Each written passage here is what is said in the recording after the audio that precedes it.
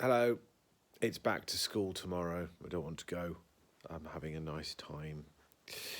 Anyway, rather than talk about this particular episode of Doctor Who, let's look at the bigger picture for a second. Because I seem to recall that when we started doing this, one of the things I wanted to do was I wanted to think about the character of the Doctor and how the character of the Doctor changes. Because it's a big old story to keep in your head all at once. And since I've been reflecting back because of the Doctor Who magazine poll, I kind of feel like I've got a sense of where we're at. So, when we first met this silly character, he was a grumpy old man. And then, like me, and then through exposure to two brilliant school teachers, because teachers are awesome, he mellowed, and then, mysteriously, he changed into somebody else and continued this sort of like kick of just helping people and getting involved and sometimes being grumpy about it, but generally helping and being a helpful person. And then it transpired that he'd been on the run from his own people, nicking this TARDIS thing. When did we find that out? That was the end of the War Games, end of Patrick Troughton's tenure. Then he got stranded on Earth, and throughout almost all of his third life, he was stuck on Earth with brief forays into other places. But then even when he could meander off, he still had a real connection to Earth. And that only changed, really, with the start of his fourth persona.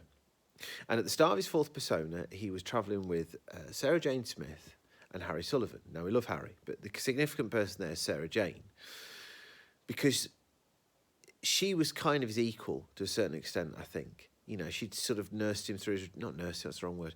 She'd been with him through his regeneration. She didn't take any nonsense, basically. And the Doctor needs that. He needs someone who doesn't take any nonsense. But the other significant thing... Because there have been companions who were like that in the past. Ian and Barbara didn't take any nonsense. Stephen didn't take any nonsense. But the thing is, to begin with this fourth persona, he seemed to have more of a mastery over the TARDIS than he'd ever had before, post his exile on Earth. I'm not saying he could always nail where he was going, but whereas with the first Doctor and the second Doctor, you pressed a switch and ended up where you ended up, and that was that. The third Doctor got a bit better at sorting out, and then the fourth Doctor just seems to be able to, when he fancies, dropping onto places that he's supposed to go.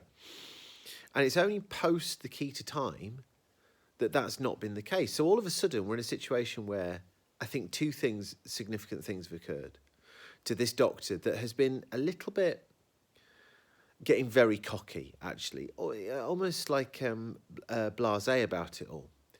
And that's the character as well as the actor. But there's two things here that's changed for this Doctor, and they are, we've got the randomizer fitted, so the Doctor doesn't know where they're going now. The Doctor just does not know where they're going to rock up at any given moment. And I think that suits Doctor Who. Most of the time. There are exceptions, but that suits Doctor Who. The other thing is, he's suddenly got a companion who, and this is from Sandifer, sees the joy in what they're doing and the excitement of it, but also is smart and, for a different reason to Sarah, but he's kind of on a level playing field. And all of a sudden, even with the last story, which, when you break it down, isn't the greatest Doctor Who story in the world, it still felt fresh and vibrant and fun.